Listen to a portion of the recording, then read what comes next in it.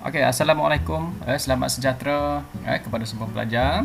Okey, minggu ini kita akan meneruskan pembelajaran bagi subjek pendidikan jasmani dan pendidikan kesihatan di bawah tajuk pendidikan jasmani yang berkaitan dengan kemahiran permainan tenis.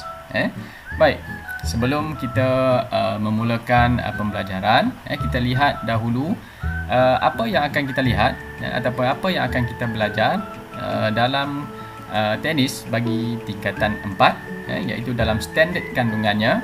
Okay, yang pertama, semua daripada kamu akan cuba melihat secara teorinya terlebih dahulu bagaimana untuk melakukan kemahiran tenis dalam situasi permainan. Apa kemahiran yang boleh kamu lakukan dalam permainan tenis. Itu yang pertama.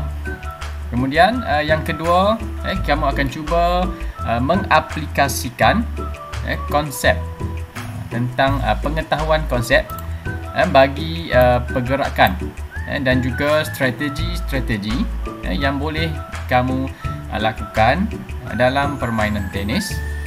Kemudian yang ketiga, mematuhi, mengamalkan elemen-elemen yang berkaitan dengan pengurusan dan keselamatan.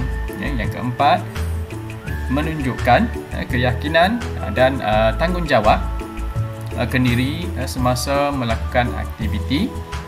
Kemudian berkomunikasi dalam pelbagai cara semasa melakukan aktiviti, membentuk kumpulan, kerjasama dalam kumpulan. Kemudian memahami dan cuba aplikasi berkaitan dengan etika dalam sukan ketika melakukan apa-apa aktiviti fizikal. Untuk kali ini, aktiviti fizikal yang kita buat adalah yang berkaitan dengan permainan tenis. Okey, sedikit pengenalan. Okey, permainan tenis ia merupakan satu permainan kategori jaring yang dimainkan secara perseorangan dan juga berpasangan, single dan double dalam satu-satu masa. Okey, permainan setiap daripada permainan ini berbeza dari segi undang-undang dia, kemudian dari segi peraturan permainan dan juga dari segi aturan-aturan taktikal dia. Tenis ini merupakan antara permainan menggunakan raket, dan ia mempunyai taktikal untuk menyerang dan juga untuk bertahan. Oleh itu, kamu semua akan didedahkan dengan beberapa jenis taktikal, terutamanya dalam menyerang dan juga bertahan dalam acara perseorangan, acara single, dan juga acara beregu bagi double. Okey, antara kemahiran-kemahiran asas yang saya rasa kamu masih ingat jika kamu lihat pada pembelajaran di tingkatan 3 yang lepas, permainan tenis mempunyai beberapa kemahiran asas. Contohnya seperti servis, pukulan pepat, pukulan kilas, smashy, volley dan juga lob. Ini adalah antara kemahiran-kemahiran asas yang boleh kamu lakukan, praktikkan semasa permainan, dan ia boleh digunakan secara kombinasi bagi kamu merancang taktikal, satu-satu jenis taktikal sama ada menyerang ataupun untuk bertahan, terutamanya dalam situasi tertentu ketika permainan tenis itu berlangsung. Okey, oleh itu murid juga akan membuat keputusan sendiri dalam memilih kemahiran-kemahiran tenis, kemahiran-kemahiran asas yang kamu belajar ketika kamu merancang untuk bertahan ataupun untuk menyerang, mengikut kepada kesesuaian ketika permainan tenis itu berlangsung. Okey, ini adalah beberapa gambar rajah yang dapat kamu lihat dalam buku teks, seperti kemahiran asas melakukan servis, kemudian melakukan pukulan pepat, smashy dan juga pukulan volley. Okey, kita akan lihat dengan lebih terperinci pada muka surat yang berikutnya. Kamu boleh rujuk dalam buku teks kamu ya. Baik. Bagi pembelajaran yang pertama untuk hari ini, kita nak lihat bagaimana strategi seseorang itu boleh dilakukan, bagaimana untuk menyerang dalam situasi permainan yang sebenar. Okey. Antara kemahiran asas dalam permainan tenis yang boleh digunakan terutamanya dalam melakukan serangan. Okey. Seperti kemahiran servis dan juga kemahiran smashing. Okey, ketika melakukan kemahiran servis dan smashing dan juga pukulan pepat yang laju. Ini yang boleh dijadikan sebagai satu kombinasi yang boleh kamu buat, yang boleh kamu lakukan ketika kamu melakukan serangan dalam permainan. Bagi kemahiran servis, terbahagi kepada beberapa jenis. Contohnya seperti servis cantas, American twist dan servis rata. Bagi pukulan smashy pula, ia lebih sesuai dilakukan semasa bola melantun dalam keadaan yang kedudukan yang lebih tinggi, terutamanya di hadapan jaring.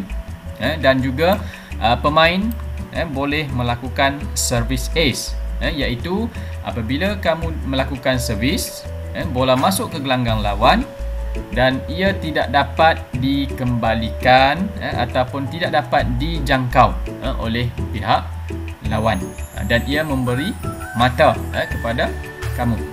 Manakala pukulan pepat sesuai dilakukan sekiranya hantaran lawan tidak sempurna.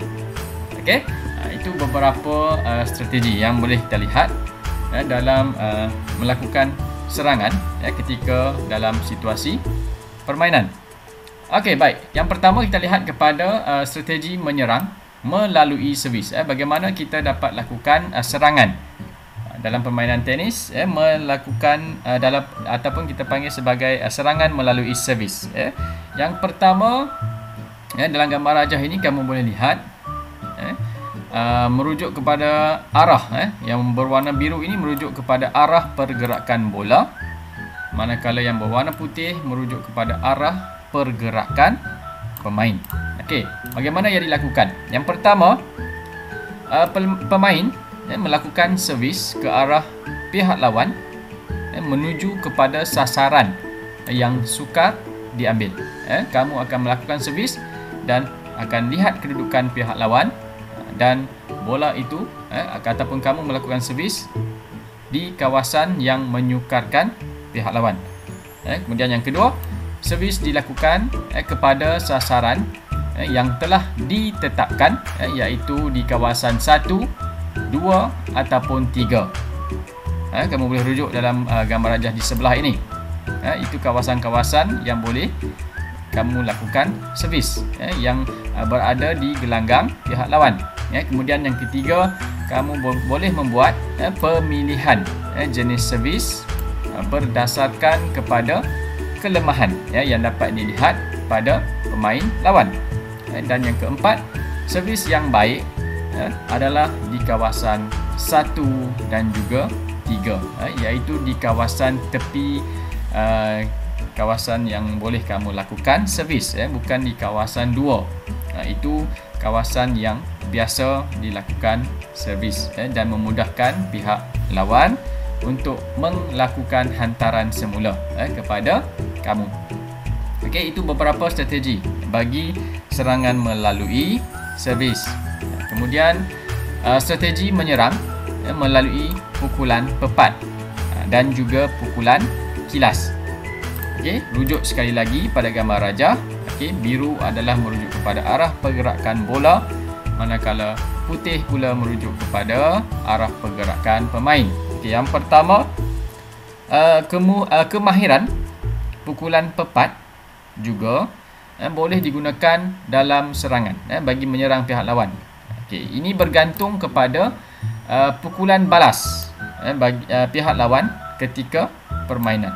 Jika permainan ataupun pemain lawan menghantar bola ke kanan gelanggang, jika pihak lawan menghantar bola ke kanan gelanggang, pukulan tersebut dengan pukulan pepat ke sasaran 1. Jika bola boleh dikembalikan ke bahagian kiri pemain, pukulan kilas pula boleh dilakukan ke sasaran 5. Dengan merujuk kepada gambar rajah ini, nombor 1 di mana, nombor 5 di mana, yang boleh rujuk dalam buku teks. Kemudian strategi menyerang melalui smashing. Smashing akan dilakukan di hadapan jaring ketika kedudukan bola itu melambung tinggi di udara di bahagian kamu. Servis yang baik servis yang baik dilakukan untuk mendapatkan bola tanggung di hadapan jaring. Apabila kamu melakukan servis yang baik, pihak lawan akan menghantar semula dan kamu akan mendapat bola tanggung. Kedudukan itu adalah kedudukan yang terbaik untuk melakukan smashing. Pemain lawan berkemungkinan menghantar bola tanggung di hadapan jaring. Pada ketika ini, pemain penyerang bolehlah melakukan smashing dengan keadaan yang lebih laju dengan cepat, pantas dan kelajuan yang tinggi. Kemudian smashing boleh dilakukan dengan kemahiran pepat dan juga pancung kepada sasaran yang telah ditetapkan, bergantung kepada posisi lawan dalam situasi permainan. Kamu akan cuba mencari titik lemah pada pihak lawan dan juga melihat kepada kedudukan posisi lawan. Kemudian kamu akan membuat keputusan di mana sepatutnya kamu boleh melakukan smashing. Kemudian pemain boleh menyasarkan kepada sasaran yang telah ditandakan berdasarkan kedudukan pihak lawan dan juga bola lambung yang dikembalikan sama ada di tengah, kiri ataupun di kanan gelanggang. Baik, ini adalah 3 jenis strategi dalam menyerang, iaitu melalui servis, pukulan pepat dan kilas, dan juga melalui smashing. Kita nak lihat kepada kekuatan dan juga kelemahan bagi strategi menyerang yang kita lihat tadi.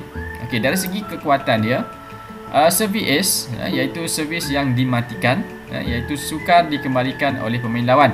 Jika berjaya dikembalikan, bola kebiasaannya akan dalam keadaan tinggi dan melambung ke udara dan memudahkan untuk kamu melakukan smashing. Kemudian jika bola dikembalikan dengan secara tidak selamat, pemain mempunyai pilihan, iaitu menyerang melalui pukulan pepat ke arah kiri ataupun kanan pemain lawan bagi mendapatkan mata.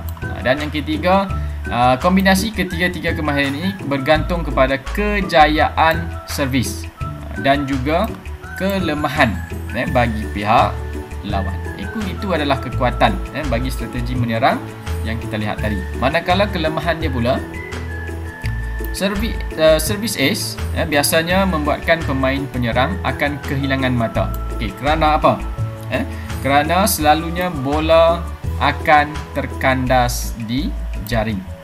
Kerana pemain yang melakukan serangan itu, yang membuat servis itu akan melakukan servis yang akan menyusahkan pihak lawan, tetapi ia berisiko untuk terkandas di jaring. Dan kedua, smashing yang laju tanpa kawalan akan menyebabkan bola itu terkeluar daripada sasaran. Dia boleh jadi sasaran itu tidak tepat dan juga boleh terkandas di bahagian jaring. Baik, itu bagi strategi menyerang dalam situasi permainan. Manakala yang seterusnya, kita nak lihat pula kepada strategi bertahan dalam situasi permainan. Baik, kombinasi bagi 3 kemahiran bertahan dalam permainan tenis, iaitu pukulan pepat, pukulan kilas dan juga pukulan lob.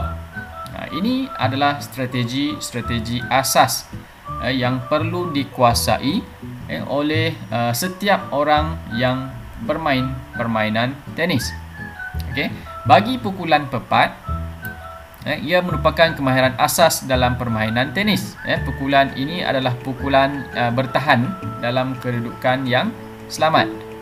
Bagi pukulan kilas, ia boleh dilakukan dengan menggunakan sebelah tangan ataupun kedua-dua belah tangan juga. Manakala pukulan lob, pukulan yang dilakukan dengan melambungkan bola itu ke arah yang lebih tinggi, iaitu melakukan hantaran tinggi bagi melepasi pemain lawan yang berada di kawasan hadapan gelanggang. Okey, baik, kita akan lihat dengan lebih terperinci bagaimana strategi bertahan ini dilakukan melalui pukulan pepat, pukulan kilas dan juga pukulan lob. Okey, yang pertama kita akan lihat strategi bertahan dalam pukulan pepat. Sambil-sambil itu kamu boleh lihat pada gambar rajah yang ada di sebelah bagi setiap keterangan yang ada. Okey. Baik, yang pertama, pukulan pepat ia boleh dilakukan apabila pemain bertahan cuba mengembalikan, dia cuba return balik, okey, pukulan lawan yang menyerang di sebelah kanan gelanggang. Okey. Baik, kemudian pukulan pepat juga dibuat dari tengah gelanggang ke kawasan gelanggang lawan, iaitu pada kedudukan 1, 2, 3, 4 ataupun 5. Itu yang akan ditentukan oleh pemain tersebut. Manakala yang ketiga, pukulan pepat ini juga boleh digunakan sebagai pukulan serangan. Baik, yang kedua, okey, strategi bertahan melalui pukulan kilas. Bagaimana kita nak lakukan strategi bertahan melalui pukulan kilas? Okey, yang pertama, pukulan kilas dilakukan apabila pemain yang bertahan itu cuba untuk kembalikan semula pukulan daripada pihak lawan yang menyerang dari sebelah kiri. Sebelah kiri gelanggang. Itu kamu boleh buat return. Kamu akan kembalikan bola tersebut dengan melalui pukulan kilas. Manakala pukulan ini dibuat untuk menyelamatkan bola daripada dimatikan oleh pemain yang sedang melakukan serangan. Apabila pihak lawan melakukan serangan, kita boleh mengatur strategi untuk bertahan dengan pukulan kilas pada kedudukan gelanggang yang sesuai. Manakala yang seterusnya, strategi bertahan melalui pukulan lob, iaitu menghantar bola dengan kedudukan yang lebih tinggi. Okey, bagaimana ia dilakukan? Okey, yang pertama, pukulan lob dibuat dari garisan belakang gelanggang. Okey, pukulan ini pula merupakan pukulan yang selamat bagi mengelakkan pemain lawan mengembalikan bola yang laju. Manakala pukulan ini juga boleh kadang-kadang pukulan ini boleh menjadi pukulan yang dikatakan sebagai serangan juga jika bola yang dihantar melepasi pemain lawan yang ketika itu sedang berada di hadapan jaring. Dia akan menyusahkan pihak lawan. Mungkin pihak lawan menjangkakan kamu akan menghantar bola di hadapan net, tapi kamu membuat keputusan untuk menghantar pukulan lob yang lebih tinggi dan jauh ke belakang sehingga melepasi pemain pihak lawan. Okey, baik, itu akan menyukarkan pemain pihak lawan juga. Dia boleh menjadi pukulan bertahan dan juga pukulan serangan jika sesuai pada keadaan-keadaan yang tertentulah dalam situasi permainan. Okey, baik. Bagi strategi bertahan yang kita nak lihat tadi, kekuatan dan kelemahan dia. Okey, yang pertama dari segi kekuatan dahulu, pukulan pepat yang dibuat dengan baik, okey, ini akan menjadi pukulan serangan sekiranya dihantar kepada kawasan ataupun sasaran yang betul dan tepat.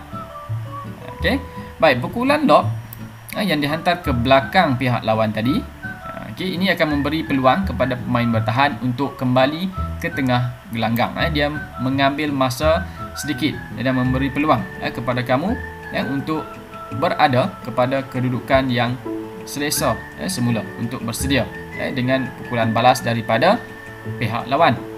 Manakala dari segi kelemahan, pukulan kilas tadi sukar untuk dihantar untuk dipukul kepada sasaran yang tepat.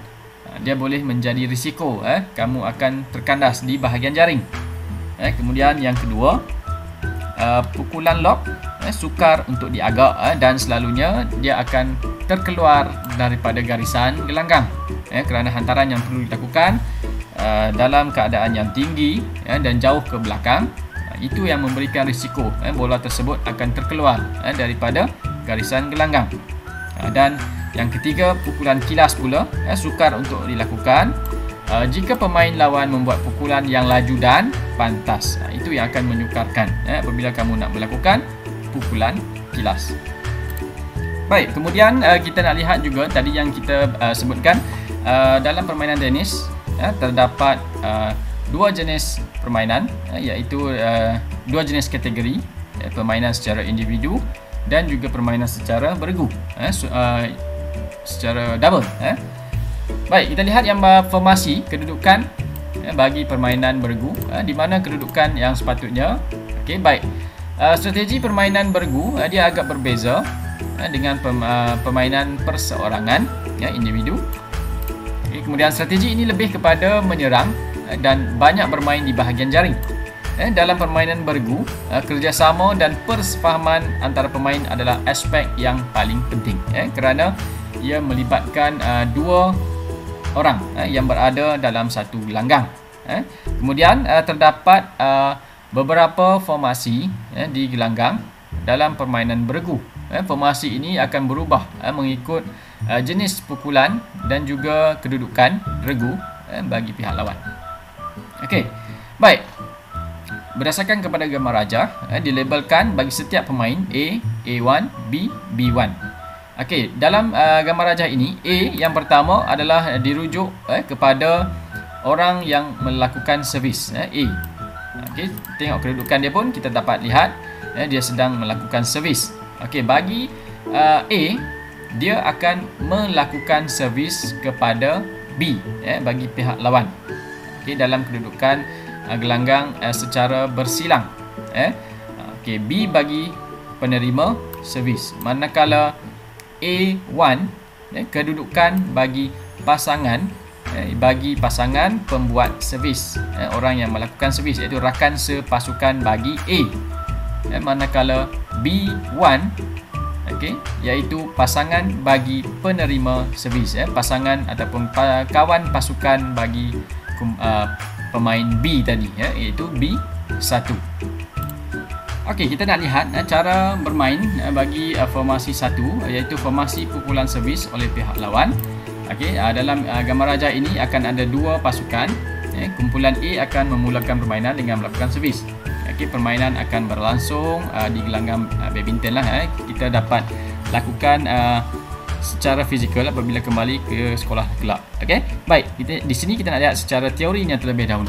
Okey, kamu rujuk kepada gambar rajah ini. A, yang pertama, servis akan dilakukan oleh murid A ke dalam petak servis dalam gelanggang penerima servis kepada B.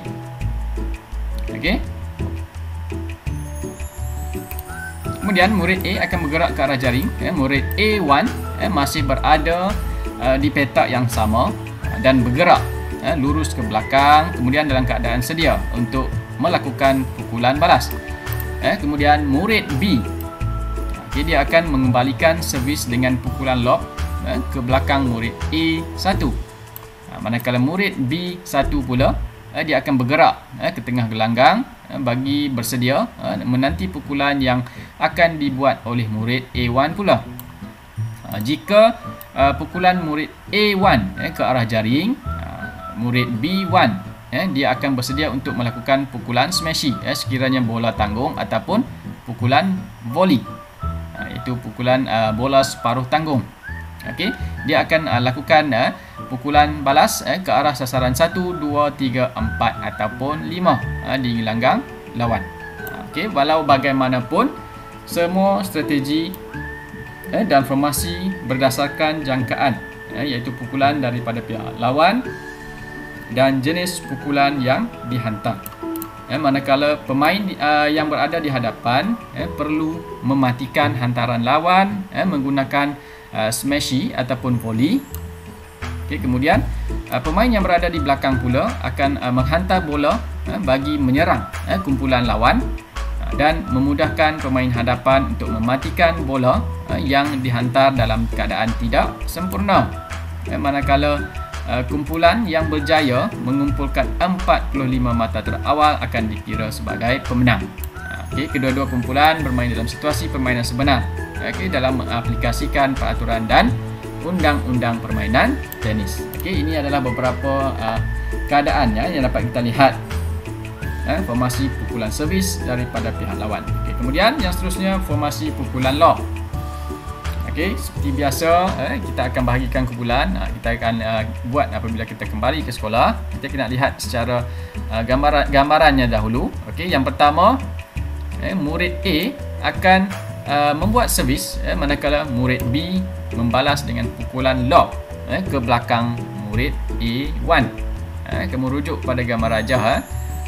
Kemudian murid B akan bergerak ke hadapan jaring. Apabila murid A membalas pukulan murid B dengan pukulan kilas menyilang ke arah sebelah kiri gelanggang murid B, murid B1 pula membuat pukulan smashy ke arah sasaran yang ditentukan, sama ada 1, 2, 3, 4 ataupun 5. Kemudian murid bebas untuk bergerak dalam gelanggang secara kehadapan belakang, kiri ataupun kanan mengikut kepada kesesuaian untuk menyerang ataupun bertahan. Okey. Semua strategi dan formasi berdasarkan kepada jangkaan yang hendak kita terima pukulan daripada pihak lawan dan jenis pukulan yang dihantar. Manakala pemain hadapan perlu mematikan hantaran lawan dengan menggunakan smashy ataupun volley, manakala pemain yang berada di belakang perlu menghantar bola bagi menyerang kumpulan lawan dan juga memudahkan pemain hadapan untuk mematikan bola yang tidak sempurna. Okey, kemudian apabila mata mencapai 45, ia dikira sebagai pemenang lah. Okey, seperti tadi juga. Okey, kemudian pukulan smashy. Okey, murid A akan membuat pukulan smashy di tengah gelanggang. Okey. Kemudian murid B membalas dengan pukulan lob ke belakang bagi mengelakkan murid A1 menyerang dengan pukulan smashy di bahagian jaring. Kemudian murid A akan membuat pukulan kilas ke arah murid B. Kemudian murid B pula membalas dengan pukulan pepat ke penjuru kiri gelanggang murid A. Pemain yang menerima smashy ini perlu berada di garisan belakang gelanggang kerana lantunan bola akan menjadi lebih jauh. Kemudian 45 mata terawal dikira sebagai pemenang. Bagi kelemahan dan kekuatan bagi formasi pukulan.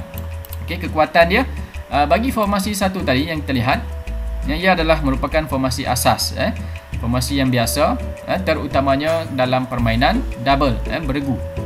Bagi formasi yang kedua pula tadi, ia pula diubah mengikut kepada jenis pukulan balas yang dibuat oleh pihak lawan. Dia berubah-ubah bergantung kepada pukulan yang dilakukan oleh pihak lawan. Manakala kelemahan dia pula, pergerakan pemain adalah terhad dan memudahkan pemain untuk mematikan bola untuk mendapatkan mata. Okey.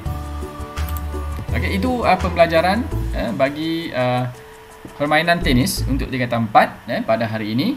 Okey, kamu diminta untuk menjawab soalan kuis yang telah disediakan. Okey. Kemudian kamu akan tamatkan pembelajaran pada hari ini.